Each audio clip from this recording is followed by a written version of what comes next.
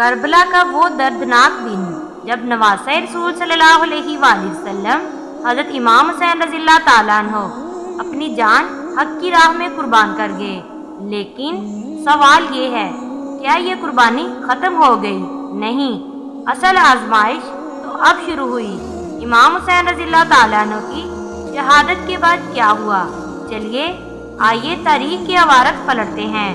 جب امام حسین رضی اللہ تعالیٰ عنہ شہید ہوئے تو ظالم یزیدی فوج نے ان کے جسم اقدس کو گھوڑوں کے سموں تلے رون دیا۔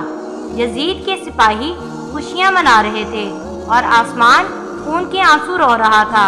کربلا کی خاک پر حسین کا لاشا تھا اور خیموں میں قید حضرت سجاد، معصوم بچے اور رسول صلی اللہ علیہ وسلم کی بیٹیاں، جن کے سروں سے چادریں چھین لی گئی، جن کے خیمے جلا دیے گئے۔ امام حسین رضی اللہ تعالیٰ عنہ کی شہادت کے بعد بنو ہاشم کی عورتوں اور بچوں کو قیدی بنا لیا گیا۔ انہیں رسیوں میں جکڑ کر کوفہ اور شام کی گلیوں میں پھرایا گیا۔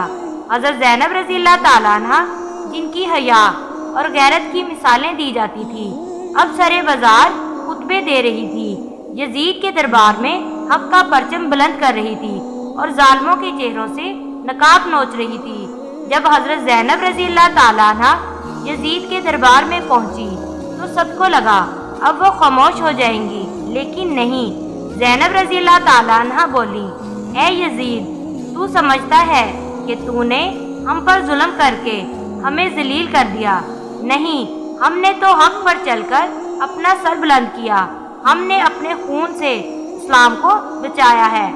امام حسین رضی اللہ تعالیٰ عنہ کی شہادت صرف ایک جنگ نہیں تھی، یہ ایک پیغام تھا، ظلم کے سامنے سر نہ جھکاؤ، حق کے لیے لڑو، چاہے جان چلی جائے۔ اور حضرت زینب رضی اللہ تعالیٰ عنہ نے اس پیغام کو زندہ رکھا۔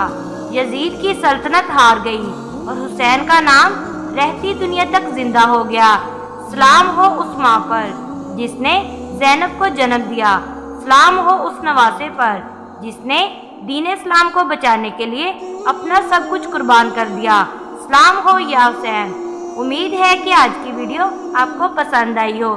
ویڈیو پسند آئی تو ویڈیو کو لائک اور شیئر ضرور کریں اور بیل آئیکن ضرور پریس کریں تاکہ ہر نئی آنے والی ویڈیو کا نوٹیفیکیشن آپ کو بر وقت مل سکے۔